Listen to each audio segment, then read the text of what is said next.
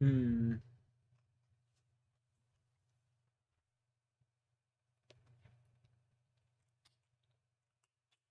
Hmm.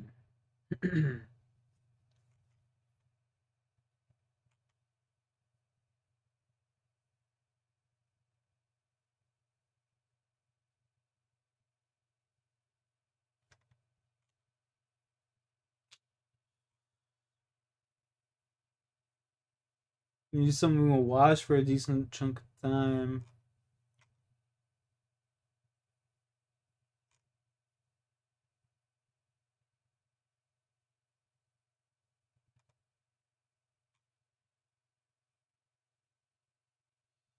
I don't know. I don't know.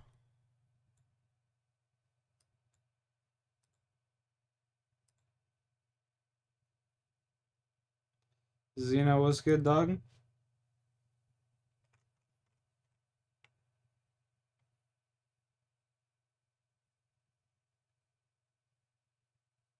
For the story of the kid that took. What's the name of the story again? What's the name of the story?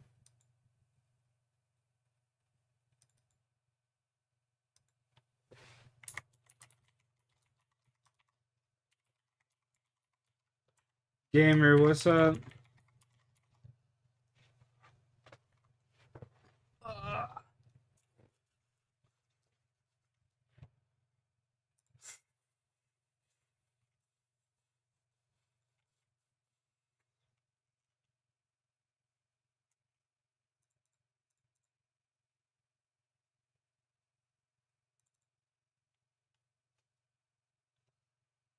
Team Black set on motion. Sorry.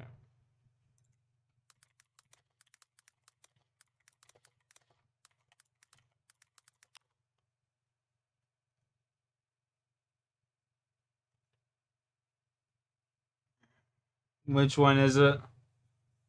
Top one here, I'm assuming. This one.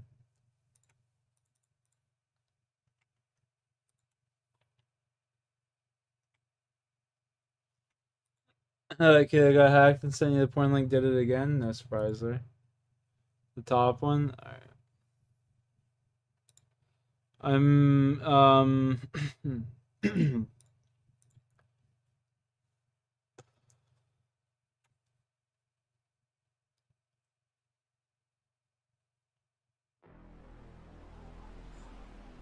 Two-hour long fucking video. Holy fuck. In late Jeez. 2015, Fucking 4 Christ. days after Christmas, it was a Oh, calm man. winter night in the Ontario suburb of Peterborough. Hey, It was Ontario. 3 in the morning. I live in Ontario. And Peterborough is literally like an hour away from my house. What the fuck? What the fuck? The following call was made to 911. 911 require police, fire, ambulance. Hi, I require police. Okay, go ahead. I'm at Haggis Drive. Right. My brother is being ridiculously aggressive right now. He broke someone's car window with a rock. Okay. He took mushrooms at 8 o'clock tonight, and Okay. I don't... So somebody he else broke from into there, my dad's house. somebody else from there, girls just called in. Do you know anything about that? Okay, he's at my dad's house, and he's broken into the house. We're outside in a car, me and my mom. Okay. I can see him through the front window, and he's sitting by the front door. I don't know if he has a weapon, but he's dangerous because he's attacked. Okay. So, sir, what's your name? Christina Chan. My brother's name is Thomas Chan. And your brother is? Thomas Chan. He's 19 years old. He's 5'11", very strong, about 170 pounds. Okay. So, sorry. More negatives to it? What do you gotta elaborate on that, brother? Crypto is just booming right now, especially like Ethereum and shit like that. Has taken mushrooms. Okay. At 8 p.m. tonight. Great. He seemed weird all evening, and about 3 o'clock, right, he started freaking out, like saying that he was scared, and he came up back to and was talking to my mom and got scared, called us the devil, and ran outside of my mother's house. Okay. He ran to my father's house, which is Haggis Drive. Right. And when my mom and her boyfriend went to get him, my brother took a rock and smashed her boyfriend's windows across. Okay. What's your phone number, Christine? Okay. So do you know who's all in Haggis Drive? My dad and his girlfriend are inside. Your dad and his girlfriend. Okay. We have lots of officers on the way there, okay? Okay. Okay. They'll be there momentarily. Thank you. Okay. Bye-bye. That call was made by Christina Chan, sister of Thomas Chan, the subject of this video. Only minutes earlier, another strange call had come into 911. This one placed by Lynn Witteveen. Bro, I'm sorry. I just can't deal with that guy's fucking voice. I am so sorry, Illusion. That seems like a really interesting case. I just can't listen to that fucking guy talk. It's just sending fucking... He's just, I don't know, not a good, They need... I just can't do it. I just can't do it. I just can't do it. I can't listen to that fucking guy talk. I'm sorry. I'll throw on another crime documentary or some shit.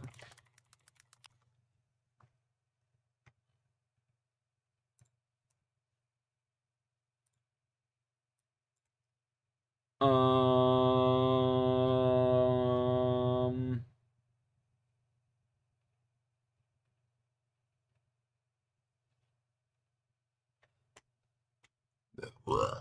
Excuse me.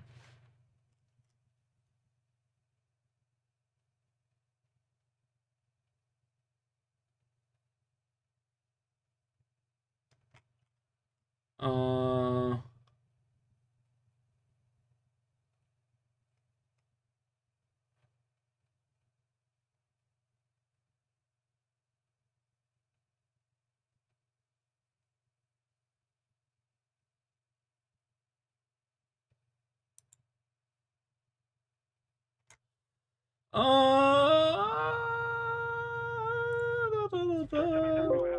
Well, I killed somebody. You killed somebody? I killed somebody, Jesus, and I buried him. Okay. Yep, I think it is. There's the, like, Oh. I think it's the boot, and that's the bottom sole of it. What's your name, sir? Tony Peralta. And who's the person that you killed, Tony? In December of 2008, a man named William Blodgett vanished under mysterious conditions. Blodgett's son, Greg, reported him missing on January 3, 2009, after no one in his family was able to reach him for more than 10 days. Police investigated and learned Blodgett reportedly had an issue with his tenant, later identified as Peralta, around that time, and tried to evict him, a police report cited in the criminal affidavit said. A detective later interviewed Peralta, but quote-unquote, no new leads came from the conversation, the affidavit said. Authorities searched the home and the neighborhood, talking... Nah.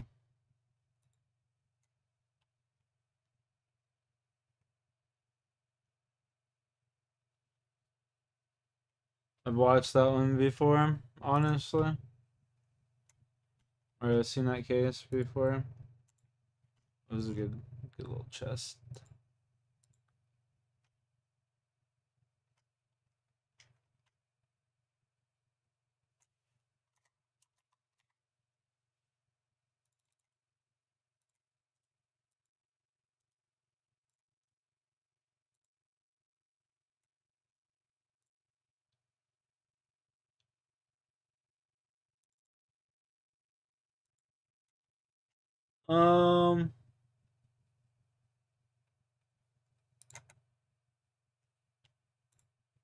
Let's watch this. This seems pretty wild.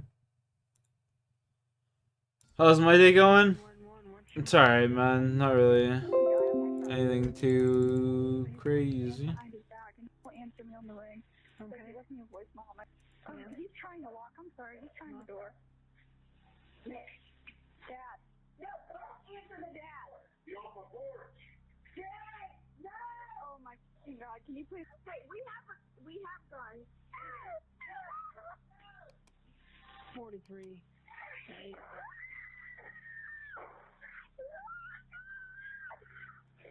Do you know who it is? Yes. Sound like she's yelled, "Get out of her home." How about you, gamer? What you up to? I know I got one of me. This was the frantic 911 call that was made by a young Ohio woman, Allison Ducrow, as her ex-boyfriend, James Rail, began to break into her house. Moments later, he was shot in the back with a gun held by Allison's In the father, back? Mitch Ducrow. But why did a relationship which started like any typical teenage romance Shot him end in the a scene back. taken straight out of a horror movie? Hold tight, because this case is twisted and morbid like no other. During their time together in high school, 22-year-old Allison Ducrow was involved in an on and off relationship with similar-aged James Rail. However, in 2019, the relationship came to a halt after Allison noticed a change in James. For the next few years, the two remained out of contact as Allison had blocked James on all social media, and James himself moved away to California. That was until 2022, a year after his return to Ohio, when James decided that he wanted to meet with Allison. The night before July 31st at around 8:30 p.m., James had called Allison, and due to her unresponsiveness, he left her a voicemail. Hi, Ellie. It's James. I just wanted to reach out to you because I just wanted to see how you're Not doing. much. Since I was banned from Tech, I'll put in a little bit of rubbish in the bin and I still my iPod back. Wait, what? It's been a while since I've talked. Elaborate on that. I don't know. I feel like it. I don't know what I feel. Allison purposefully refused to reply as she had an uneasy gut feeling concerning his return out of the blue. No shit, that guy sounds like he's ready to fucking kill her. Major behavioral change in James from mutual friends in California, and was starting to feel nervous about his sudden appearance, fearing it may be out of malicious intent. On the next day, July 31st, Allison and her mother had gone out and were just returning home when they noticed an unfamiliar car pull into their driveway. The driver gets out of the vehicle and approaches the front of the house, revealing himself to be James. Unfortunately, And I forgot to put Allison, rubbish her in the gut bin? feeling Okay. proved to be true, and her worst nightmare was about to become a reality.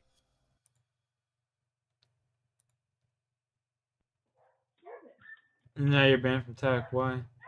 Stop it, Allie. Boys, in the house.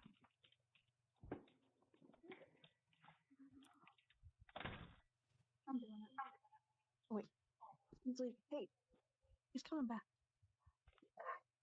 Nope, I'm calling. James, she doesn't want to talk to you.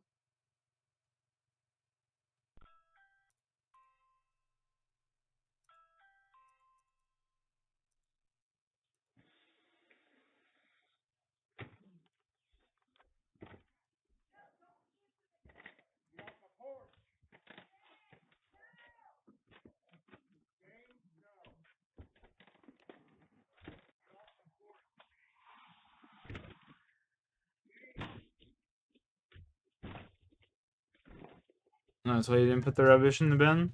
Maybe you should have just put the rubbish in the bin. Oh, that's why he shot in the back.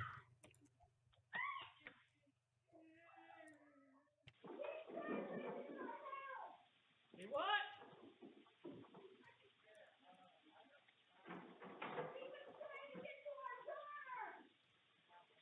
Okay, well, he's fine. He don't have nothing. He don't have no gun. He don't have no gun. Oh, matter. He's trying to break into their house. Doesn't matter if he has got a gun or not. He's trying to break in and get to our daughter. Okay, well, he's not moving. He don't have a gun. That doesn't matter, dude. Trying to get to our daughter. Our daughter's busted in. Okay, hold on. Did you shoot him? Yes. Okay. Call 911. We're on the phone with him right now.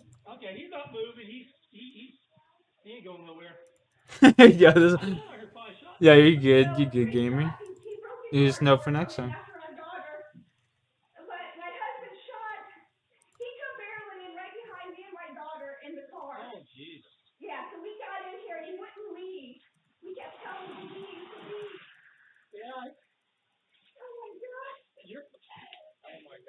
so sorry. I'm so sorry.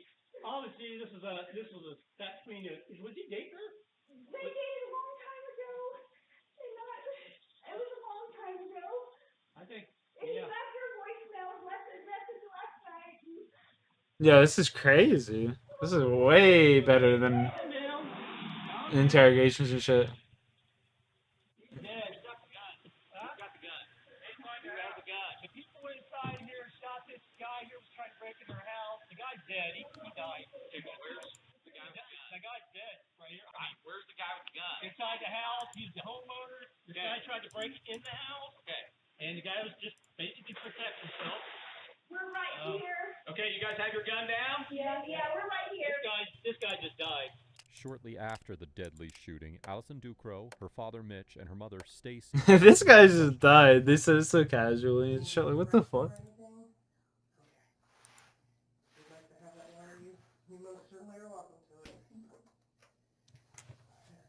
It's so chill. That's what I'm saying, gaming. Doesn't mean that we think you're in trouble.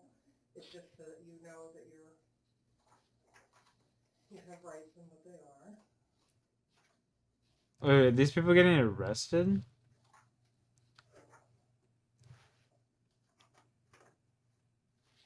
Did she just read her Miranda rights? Miranda rights? And after each one, I'll ask if you understand it, but I don't think you're stupid. I do that with everybody, okay? All right, first one is you have the right to remain silent. Do you understand that one? She is getting arrested. What the fuck? Anything you say can be used against you in the court of law. Do you understand that one? Okay. You have the right to talk to an attorney and have him or her present with you while you're being questioned. Do you understand that one? Yes. If you cannot afford or hire an attorney, one will be appointed to be present with you before questioning if you wish. Do you understand that one? I just need you to say that. Oh, yeah, sorry. Okay. And you can decide at any time when I'm talking to you to exercise these rights and not answer any more of my questions or make any more statements. Do you understand that one? Yes. Okay. Is it A-L-L-I-S-O-N? Y-S-O-N. Like my whole day or just? Yep, go ahead and start your whole day. Me and my mom met my mom's friend for breakfast. Okay. We were there from, I want to say like 9 to like 10:45 probably. Okay. Where'd you have breakfast? Perkins. Here in Sydney? Yeah. And then we dropped her off. Where does she live? Oh goodness, she lives over by the fairgrounds. Okay. I don't know her like actual address. That's okay. Just by the fairgrounds. Yeah. That's okay. You're probably talking to the person with the worst addresses in the county, so. That's how my mom is. By the Dollar General? Yeah. Okay. And then I think we pulled into the driveway after that. I went like 10:59 or 11, like on the nose. I was like, oh, we were there for 2 hours. Okay. So when you left Speedway, you went up over the bridge by Lehman and then we just turned down Cisco? Yeah. Okay. And then. And you got home, I'm sorry, what time? Like 10:59 or 11 exact. It was one of those two. I won't hold you till 1 minute. I remember stupid stuff when I get nervous. Same. The car like whips into the driveway like 2 seconds later. Okay. Did you recognize the car at first? No, not at first. We were both like, well, who's that? And we were like, I don't know. It's like, well, hurry up and get inside. Because that voicemail from last night had already scared me. Okay, let's talk about the voicemail real quick. Okay.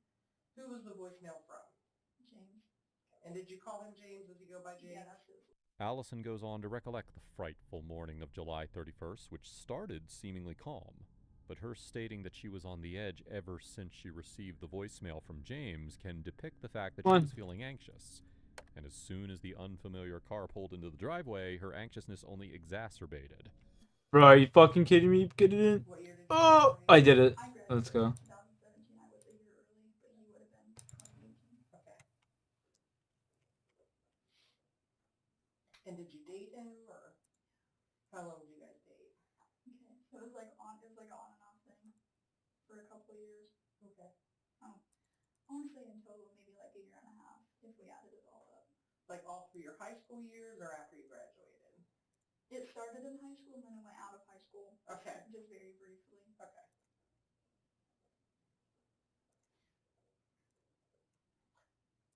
On and off, were they bad breakups or just kind of? We stayed friends.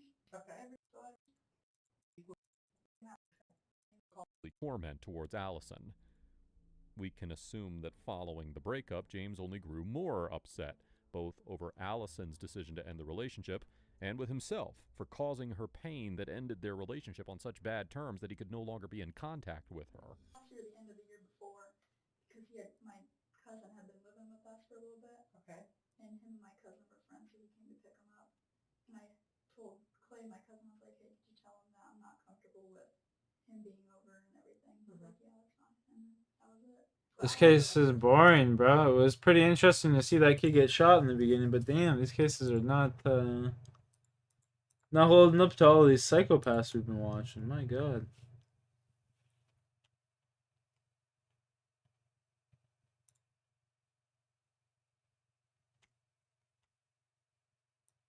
My understanding is earlier today,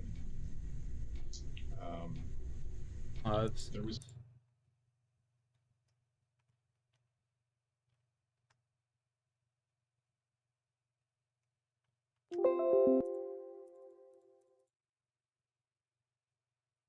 Out of context, that sounds weird. Indeed, I'm sure it does. Thank God we've got context to go along with it, you know? Thank God for that.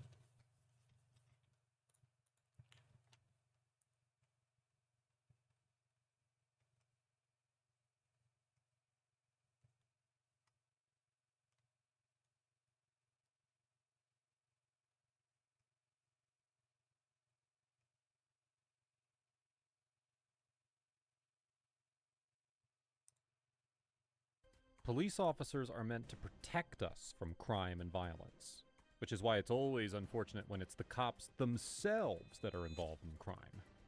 These are the kind of cops that give all police officers a bad name, but when they get caught, the tears are absolutely delicious. Today, we'll be taking a look at cops who got caught trying to cover up a crime, thought they were above the law, and used a coin flip to determine the future of a suspect. This incident took place in July of 2021 in Orangeburg, South Carolina. Officer David Dukes, who worked for the police department, as soon as the officer reached the location, he immediately got out of his car and screamed at two black men, 58-year-old Clarence Gaillard and Mario Julian, to get down on the ground. Hey, let me see your hands. Bert, get on the ground. Get on the ground. Get on the ground right here. Get on the ground. You, burgundy shirt, get on the ground. Over here. On the ground. On the ground. Get on the ground. Julian immediately complies, but Gaillard, who's a senior citizen and disabled, struggles to kneel, getting down on his hands and knees instead. This prompts Officer Dukes to stomp on Gaillard's back, causing him to crash into the pavement. You've seen this first one? Damn. Oh, actually, I've seen this too. Yeah. You're not listening, he just stomps on him. I've seen this, yeah.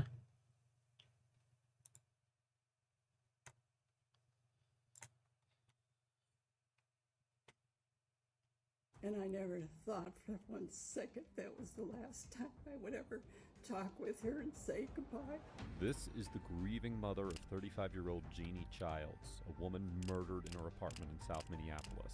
And this cold-blooded killer is 56-year-old Jerry Westrom. This murder case was solved after nearly 2 decades because of one piece of evidence that put him on the scene: a used napkin. Wow. In this video, we're taking you through the interrogation of Jerry Westrom and how a used napkin became his reckoning. In 1993, Jeannie Ann Childs lived in Horns Tower in South Minneapolis when she was found stabbed to death. The investigators found a very messy apartment filled with bloody footprints, DNA samples, and even semen on a bloody comforter. The killer's DNA was everywhere. The towel, the washcloth, the t-shirt, everywhere. The problem was that it was 1993 and there was no hit in the database. The case stayed cold for 26 years, until the investigators found a hit on the genealogy website, linking the DNA to the Westrom family, and they narrowed it down to Jerry Westrom, an Asante businessman. But since it was a genealogy match, not a direct DNA match, the investigators needed his DNA sample. The investigators followed Westrom to a hockey game, where Westrom used a napkin and threw it in the trash. That one Wow. napkin connected him to the stabbing and the running around inside the bloody apartment and placed him perfectly on the scene of the crime. So, in 2019, Westrom was brought in for interrogation to see whether he had some answers for the crime that happened 26 years ago. Probably wondering what all this is about, I assume, or do you have any idea? I have no idea. Well, let's see if we can clear it up. You know, a lot of times, Jerry, believe it or not, I've had a lot of cases down here, and people come down and they're able to say, hey, you know, this is a situation, whatever, okay? Now, here's the thing. We are looking at a case that happened many years ago. Okay, and your names come up in it. And sometimes there's a reasonable explanation why that is, and sometimes there's not. So we just want to talk to you a little bit about that. Is that okay with you? Yeah. Okay. Have you ever been read your Miranda warning before? Yes. Okay. And did you understand it last time you read it? Yes. Okay, I'm going to read it to you again, okay?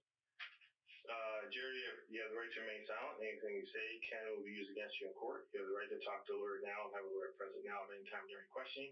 If you can afford a lawyer, want to be appointed for without cost. Do you understand those rights? Yep. All right, we want to talk to you about something. First, on my desk, I have that folder. Can you grab it? Sure. Do you want me to grab it? I'll get it. Jerry, would you like anything to drink? No, thanks. Yeah. And just take a second here and relax. Have you ever been down to this area? Well, yeah, down to Minneapolis. Have you ever been to this room, City Hall?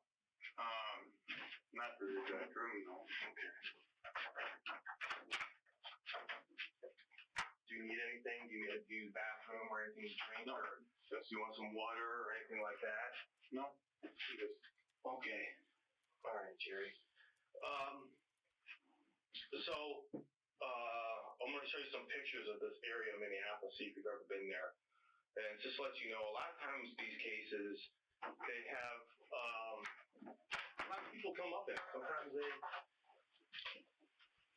Sometimes we don't have, we learn something in these interviews, okay? The detectives need Westrom to talk voluntarily so that they can gather more evidence against him.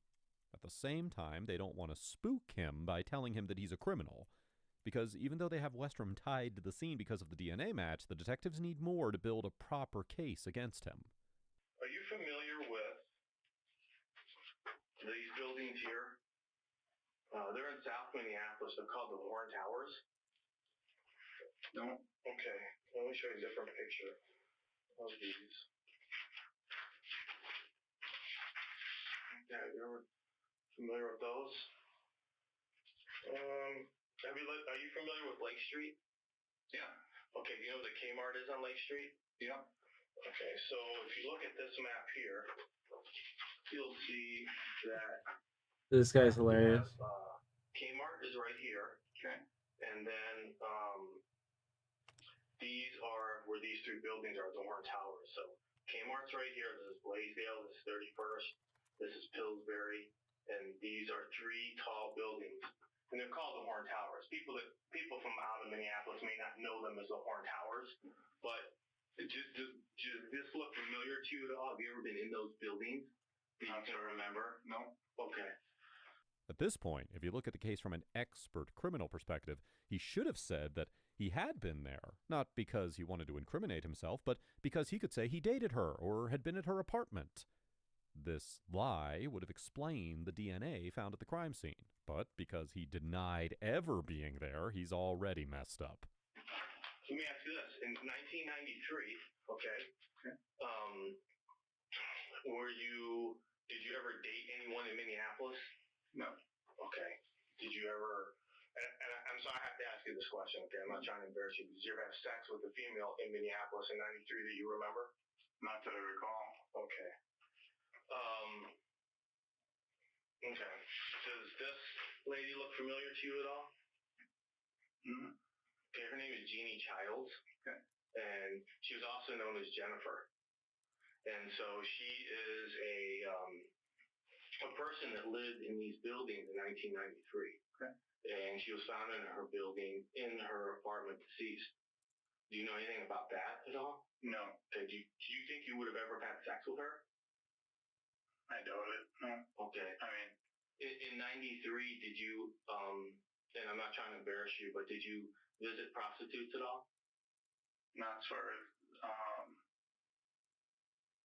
that's your I met my wife. Okay. Besides your wife, in 93, would you have been with a prostitute? No. Okay, would you have sex with another woman in 1993 other than your wife? Yes. Okay. Do you, I'm not asking their names, but do you remember the people that you had sex with in 1993? No. I mean, not off the top of my head, no. Okay. But did any of the women live in Minneapolis? No. Okay. This guy's a no-no machine. Like, all he's doing is giving one-word no answers. He's not elaborating. He's not even countering the answers with a longer explanation. You know what that means. He's smart enough to know his rights and knows that anything he says can be used against him. That's a smart man. But if he was really smart, he'd call for a lawyer in the beginning. But then we wouldn't have a video to watch, would we? Do you remember where you were living in 1993? In Apple Valley. Okay. Does Egan sound right? Would you have lived in Egan in 93?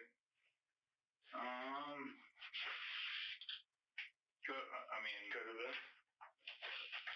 So, the reason that we're wanting to talk to you. I'm sorry. Does the phone number 612-621-8451 mean anything to you? Okay. All right. The reason that we're talking is she was found deceased in her apartment, okay? And we think that you were inside that apartment. Would that be any reason for that at all to happen, you think? No. Okay. All right. Okay, so now this is a long time ago. Are you sure on those answers? I haven't. Yeah, okay. So part of what happened with this case, Jerry, is the investigators, what they did is they went through and they processed it. And as you can imagine, and I'm sure you're aware of, things are collected and then they're looked at for forever pretty much, right? Mm-hmm. And that's what happened in this case. And so I just want to show you just some stuff, nothing gory. But here's a bedspread. It's got a lot of red stuff on it. Blood. Okay. Would there be any reason why your DNA would be on there?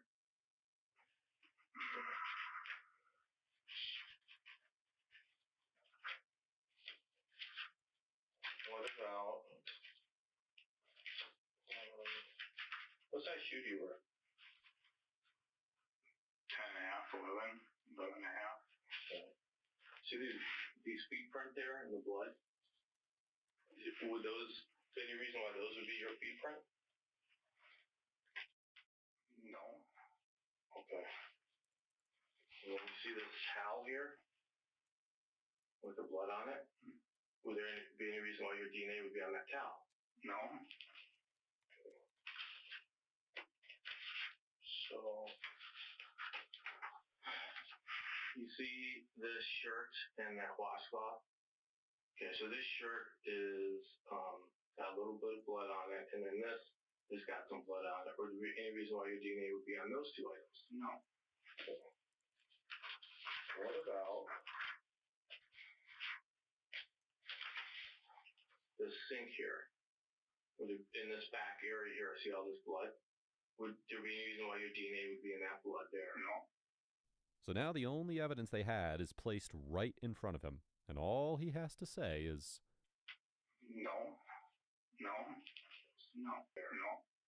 But then again, in his mind, he could be thinking that the officers are lying to him, which they're allowed to do. But he's definitely not allowed to lie, especially in such a gruesome murder case.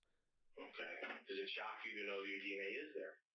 Yes. Funny how that double standard works, you know? Back then, 93, did you drink? Were you a drinker? Yeah. Could there have been a time in your life where you drank and maybe don't remember things? Happen every once in a while. Okay. But, I mean, because we're talking, let's try to figure this out here, because do you remember us at all? Mm-hmm. Okay. because this is, so what happened with this case, Jerry, this lady was killed, and these are the things that everyone looked at. And then, you know, we started looking at this case 3-4 years ago and just kind of processed it and did whatever. And your DNA is at every one of these locations that we talked about just a second ago. And I was kind of wondering, you know, do you have any idea why that would be? No. Okay. Here's how I need you to understand this. A lot of times people come down here, okay? I mean, by the time that we work on cases, it has always been many years. And it is hard for people to get over the hurdle of kind of explaining things away. It's real important that if you remember anything here, to share that with us. Because we want to make sure that if something happened in this apartment that you need us to know, that we know. Okay? Because there's got to be an explanation why scientifically you're there. Okay? It can't be a coincidence. Do you see what I'm saying? And there's been a lot of times things have happened where people say, hey, all of a sudden something happened, or there's here, let me tell you what you don't know, or things along those lines. And I think it'd be a good idea for you to kind of get out in front of this a little bit and just kind of say, hey, hold on a second, guys. Let me tell you some parts that you don't know about this story. You know, science can tell us that the person that is at all these locations was there when this happened and participated in it. But there's things that the person that was there can fill in gaps too. And that's what we're asking you for. Am I dead for a bit? Yeah, do you think, bro? Those gaps. Now, do you know we have your DNA? I assume so. Okay. So, can you think of anything? I mean, this has been a long time ago, but this is a pretty significant event. Wouldn't you agree? I mean, the person involved in this is going to remember, don't you think? Absolutely. Yeah. And so that's kind of what we're wondering, if you have any of that kind of knowledge. So, after knowing everything, the interrogation ended and the arrest began. In Westrum's trial, there was a box of evidence presented in court, but the most prominent and most useful link was the napkin. The prosecutors revealed that Westrum stabbed her 65 times, chased her around the apartment as she bled, and used her. In 2022, Jerry Westrum was found guilty of first-degree premeditated murder and second-degree intentional murder and was sentenced to life in prison. That's wild. What a creepy fuck. His name is Akeem Briscoe. The funny, joyful second grader was killed by a stray bullet in his own home. This week, a juvenile... That's crazy. And I never thought...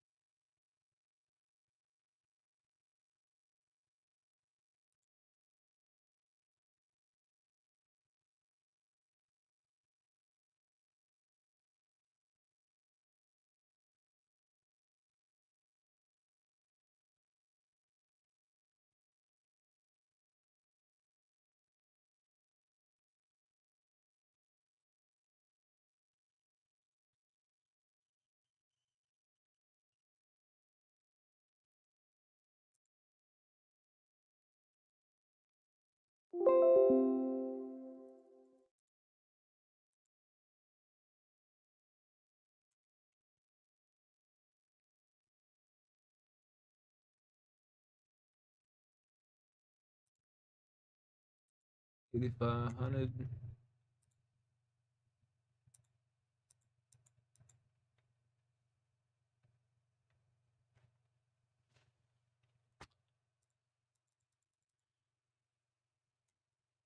Okay. $495.